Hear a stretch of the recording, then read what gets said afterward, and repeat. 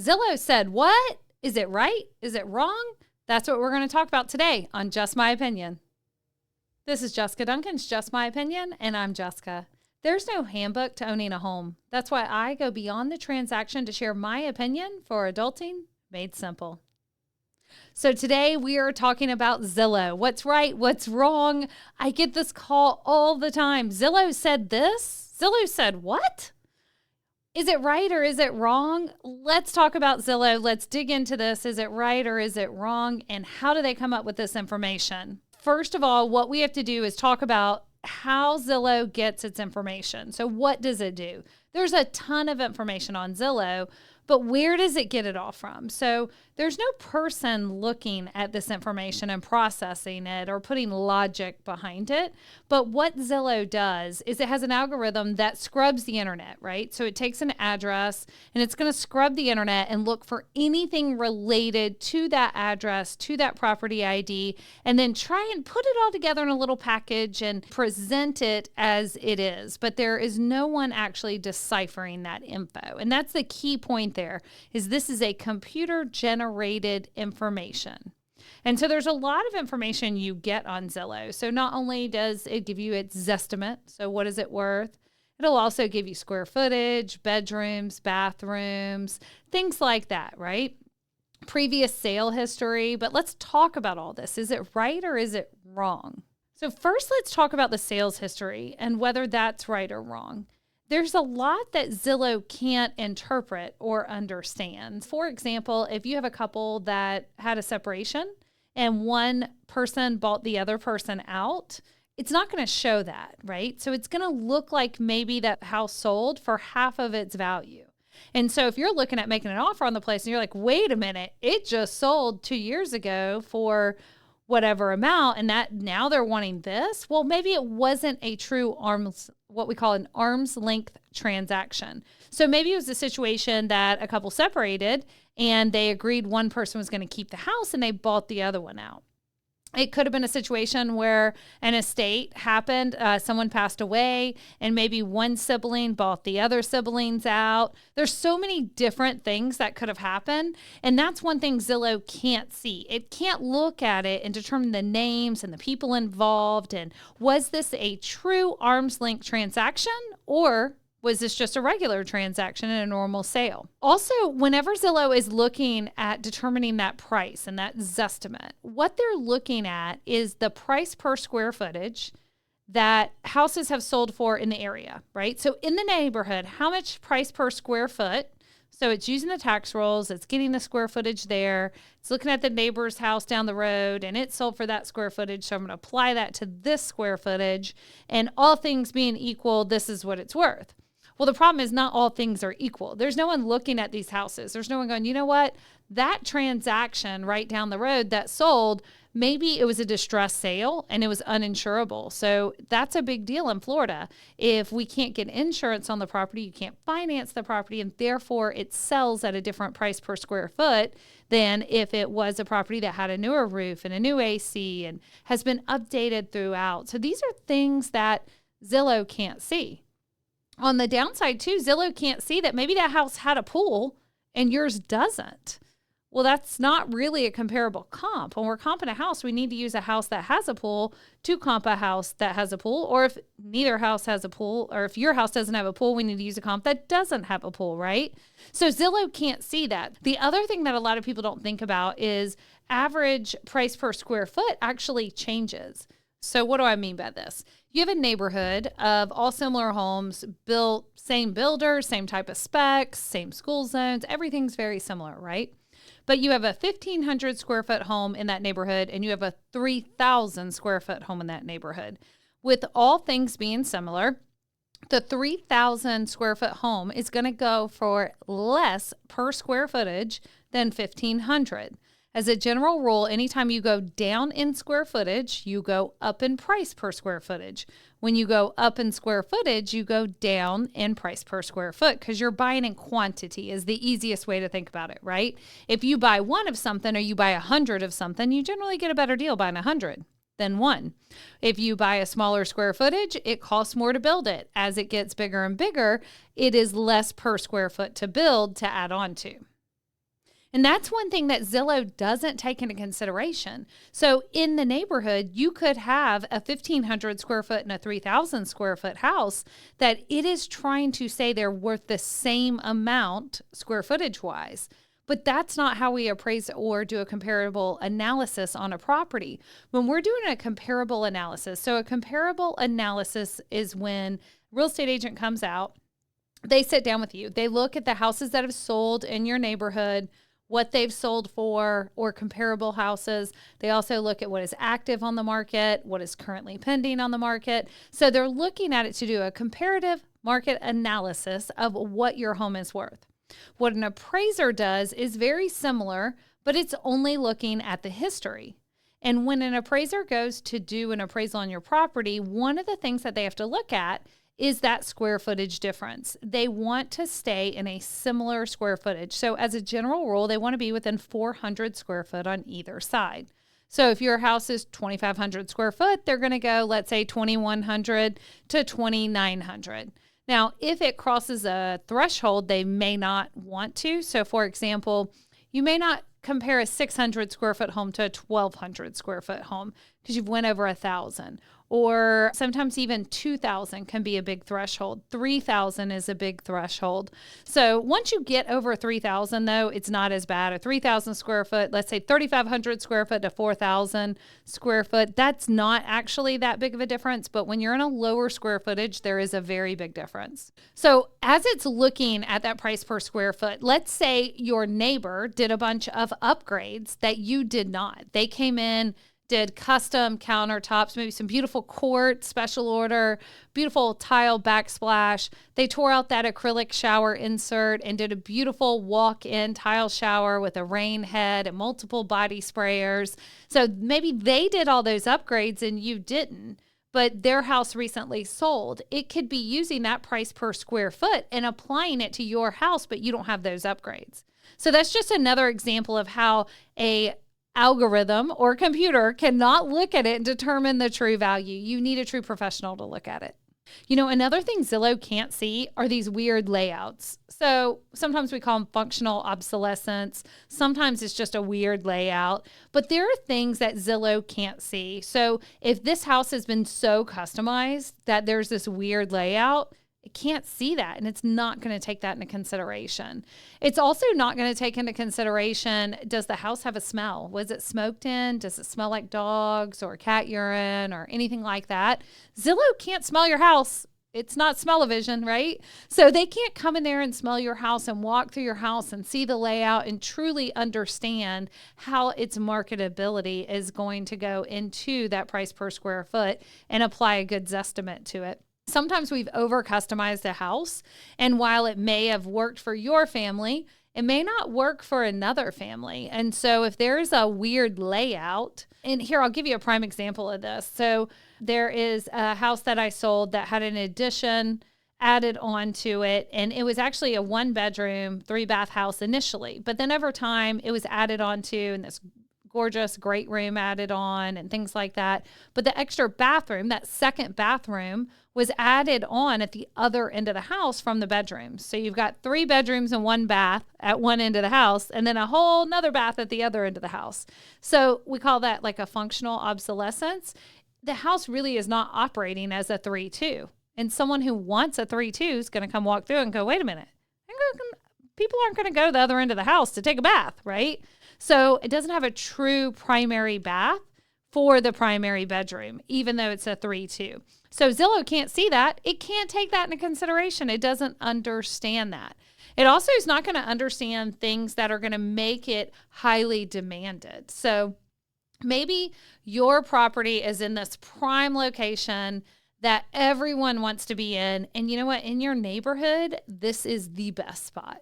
Maybe it's got a view of the water right there. Maybe the other houses in your neighborhood don't, but you have this gorgeous view of the water that you can sit on your back porch and look out and see the bay. Zillow can't see that. It can't take it into consideration. So while it's trying to do a great thing and it's trying to give you a good Zestimate, there are so many factors it can't see. So just remember that when you're looking at it. Look at the history. Make sure you're putting some thought into the fact that what's different in that house than my house. The other thing that Zillow can't see, and doesn't take into consideration, which is done during a comparable market analysis and an appraisal, is the year built. So especially in Florida, we got all these code changes, right? So when were our code changes in Florida? We had a major change in 2002. That was a major building code change. But then we had another minor one that happened in 2006 because of Hurricane Ivan, and it changed our wind issues. And so that's when you had to have hurricane shutters. You got more discounts if you have clips and straps and all that kind of stuff. How you built a house now changed.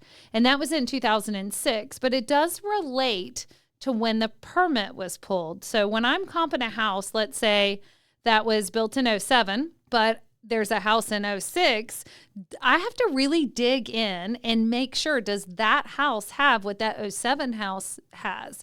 Because when that permit's pulled is when those code changes happen. So if they were already they've already pulled the permits and were already started construction prior to that change, or already pulled the permit to start construction prior to that change, they don't have to follow that, right? That change happened after that permit was issued. So we really have to dig in on that. So when I'm doing a comparable market analysis on a home, I want to make sure I'm taking that into consideration. I can have two houses next door to each other that are built within 5 years of each other. But was there a major code change in between them?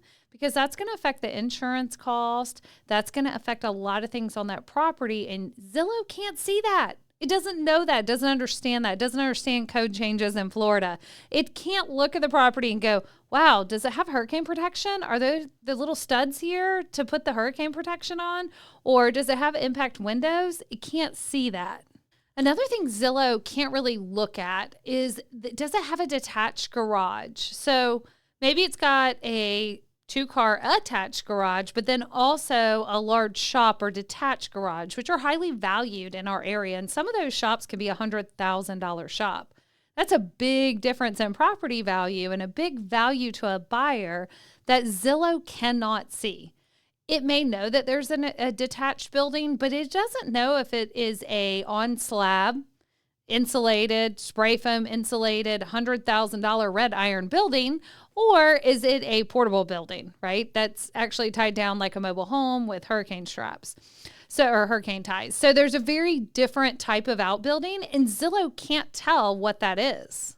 So I get this question all the time. People will call me and say, hey, I saw this house on Zillow and I saw the insurance would be X, my payment would be this, because Zillow will try and estimate your payment on the house. Well, if you put X down, your payment's going to be this.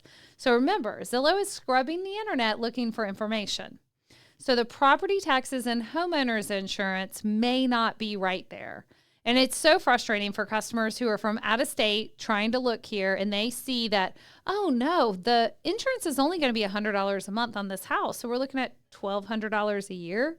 And that may not really be the case because Zillow doesn't understand insurance in Florida. Remember, it's an algorithm. It doesn't mean not to, but it's an algorithm. I can't even call my insurance agent in Florida and say, hey, I need a quote on this property unless it's less than 15 years old. If the house is older than 15 years old and you call an insurance agent in Florida and ask them for a quote, most likely to give you an accurate quote, the first thing they're going to say is, I need to see the 4-point and the wind mitt. And if they don't, you should worry because this may not be an accurate quote. So they need that 4-point and wind mitigation report to determine how they're going to quote that insurance. The reason why is to quote it, the insurance company needs to know how old's the roof, how old's the AC, how old's the hot water heater? What type of plumbing does it have? What type of electrical does it have? All of these issues are very important for them to be able to quote that. Does it have hurricane straps, or does it have hurricane clips, or does it have none of that?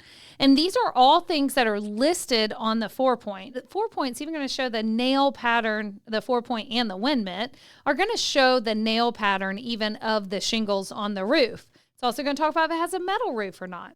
So the 4-point and the wind mitigation report are two reports you need in Florida to be able to get insurance quotes and to get your insurance. The easiest way to think of them is these are your resumes to get insurance, right? This is what you're showing the insurance company. Here's my property. Please insure me and give me all the discounts you can, right?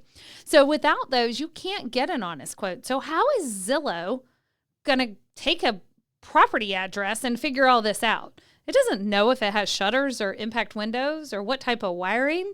There's no way for it to do that. So there's no way it could be accurate. The other thing with insurance, the reason why it's not accurate there is in Florida, we have something called homestead exemption. So if you've lived in a property for, let's say, 20 years, right? You can live in a property for 20 years and have it homesteaded, and there is a max limit of how much your assessed value can increase per year, which means your property taxes can't huge jump up year after year, right? It's limited. And I believe that limit in Florida is 3% of assessed value per year. So it's a very limited amount that the value can go up. Therefore, you're not taxed on more money and your taxes don't go up. So sometimes in Florida, you can have two houses sitting side by side. And let's say they're both for sale. And one, someone's lived in for 20 years as an owner-occupant and had homestead exemption on it. And the one next door was a rental. And it's been a rental for the past 5 years. It sold 5 years ago, and now it's been a rental. So it does not have homestead exemption. The property taxes on that homesteaded house someone's lived in for 20 years can literally be half of the house next door. And that's what Zillow is looking at. The problem is when you buy the house, your property taxes are going to be reassessed. So that's really not a true number for you to look at and base your house payment on, because as soon as those property taxes are reassessed, and you also file for homestead, which will bring them back down a little, but your taxes are going to be more than it currently is. So it's giving you this false number of what your property taxes are going to be. So you see what I'm saying, why it's not correct? It can't really look at the house. This is why it is so off. It can be a good guideline for certain things, and it can give you a history. It can show you where a price has been dropped, a price has been increased, how many times the house has been up for sale. So there are some good information there. I'm not saying Zillow's awful on everything, but there are some information there that you got to be very careful of that is not accurate. So the next question, now that we've established Zillow is not 100% accurate, it's not always going to be right. It doesn't matter what your Zestimate says. No one's really looking at it. There's not this intelligence of a experienced professional looking at it who understands the market, who understands the fact that this has aluminum wiring, is going to stop insurance. Therefore, it's really going to hurt the value of your home. It doesn't have all that. So can I just say it's generally 10% off, 20% high, 20% low? I get that question all the time, and I wish I could give you an answer, but there is no accurate answer. I have seen it as high as 30% low. I've seen it as high as 30% high, right? So 30% swing either way. And there's no rhyme or reason to it. Really, the only true way to get a determination of value in a Zestimate, let's say, is to get a CMA, is to really contact a true real estate professional and have them come out and do a true CMA. That is how you're going to get the actual value of the property, what they can market it for, things like that. And of course, if you need one, contact me. I'd love to do that for you. But there is some information on there that it is going to look at that could be accurate. But again, you got to look at it with the filter of, could there be more to this story? Could there be a divorce in this sale? Could there have been an estate situation where brother or sister bought someone out? So there are some things on there, though, that you can look at and go, okay, that's probably pretty true. So what would that be? That would be something like it's been on the market for so many days. That's normally pretty accurate, right? Also, it's great just to be able to use it because it does show you a large area. It shows you all the properties there. So there are some good sides to it. I'm not just saying it's all bad. Zillow does have some benefits. A lot of times when you're looking at a house on there and it'll show an agent for you to reach out to, it isn't always the listing agent who actually knows about that property. So Zillow sells that time, and you can click on that button and they're going to sell your information to that particular agent. But you got to look and see who's the listing agent. If you're actually trying to get a hold of someone who's been in that property, you may want to scroll down to the listing agent. Or if it's one of their showcase properties, it will be the listing agent. But you want to scroll down through that and find out who is the actual listing agent. Who is popping up there for you to contact may not have ever been in that property. And if you got specific questions about it, they may not be able to answer it. So all in all, Zillow is not 100% accurate, but yes, there is some good intel you can get off of that. There is some good information and history you can read there, but use some common sense behind it. Talk to a true professional. Don't determine that that is the value of your home. That Zestimate may or may not be right. There's so many features it cannot see, that you have these beautiful countertops and this beautiful backsplash, and you've redone all the flooring, and you tore out that old acrylic shower and tiled it and did a 100% custom job. It can't see any of that. So it's not going to be accurate on all of those features and extra things you've done. And at the same time, your neighbor did them and you didn't, it could be showing that your values are higher than you expected. So if you need a true CMA or comparative market analysis, please reach out to us or any great real estate agent. They'll be able to provide that to you. Hey, and if you're not in this market, don't worry. We're in the Gulf Coast panhandle of Florida. But if you're not here and you're listening to us from someplace else and you need an agent in another location, we have connections with great agents all over the country. So let us know. We will find you someone there. So what we actually do is interview them. We call them, we interview them, we look at their stats. We make sure it's going to be a good match before we send you to them. So if you need someone someplace else, not just in our market, let us know and we'll connect you with them. So my home hack this week is a program I use called HomeBot. If you would like to use it, if you want it, just DM me your name, address, phone number, and email, and we will get you set up to get it for free from us each month. But what it does is each month it's going to send you a report on your home, and it's going to show you based on the sales in your area, is the market value going up? Is it going down? Is it stagnant? But remember, no computer generated number is ever going to be perfect. So it's not right? It's just a generic number. But why am I going to send this to you if it's not right? The reason why I use it is because the financial information in there. So it tells you at what interest rate you financed at versus what the current interest rate is. So if it's a great time to refinance, it's going to show you that. And it'll also show you a basic weird version of the amount of value if there is some equity that you can pull out, but it's not going to be exact. If you truly want a true CMA, only way to get that is to call us, have us come out and do a CMA. But if you want this home hack, it's called HomeBot, just send me your name, email, address, and phone number, and we will make sure you get set up to start getting it every month. Thanks so much for listening to Jessica Duncan's Just My Opinion. Remember, it's just my opinion, but we're glad you stopped by. If you have a topic or question you want us to answer on the show, please send me a DM and we may just mention you on the show. Make sure you subscribe so you get to listen to our episode each week. You're notified as soon as it's released. Thanks again for stopping by. Remember, it's just my opinion on adulting made simple.